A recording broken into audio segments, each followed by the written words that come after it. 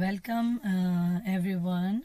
In this session, we will explore how electronic conveyancing has changed property transactions and how unregistered interest like caveats and priority disputes still play a critical role.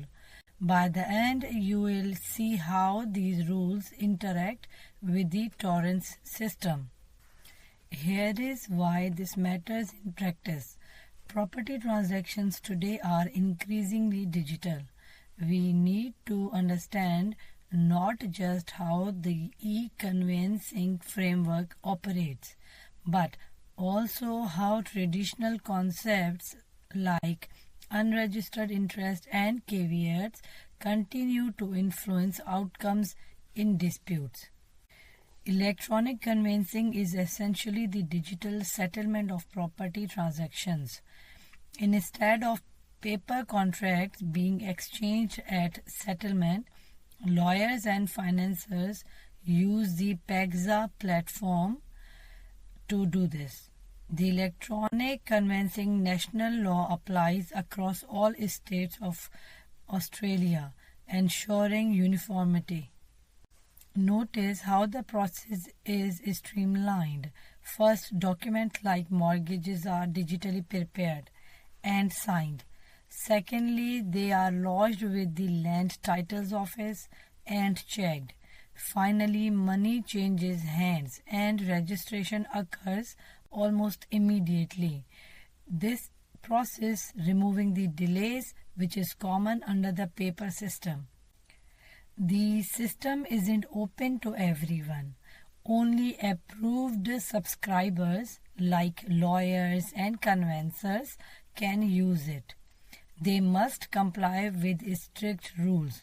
No insolvency or fraud history, proper verification of identity and compliance with participation agreements. This ensures security with the digital environment. Unregistered interests are those rights in land that exist without being noted on the registered.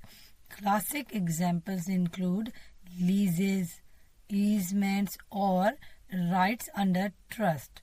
In Barry versus Haider, the High Court confirmed that equitable rights could still bind third parties despite not being registered. The caveat system. Think of a caveat as a legal warning sign placed on title. It stops other dealings until the interest is resolved. Under Victorian law, a caveator has 3 months to prove their claim. If they fail, the caveat lapses. When interests clash, priority isn't always determined by who was first in time. Courts look at the full circumstances.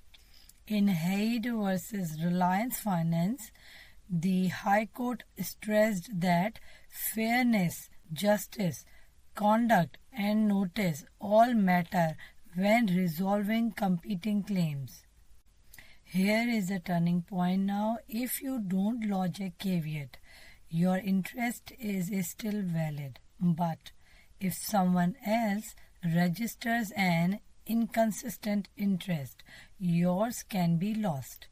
In LaRose versus Terrera, the court held that registration of another party's interest extinguished an unprotected right.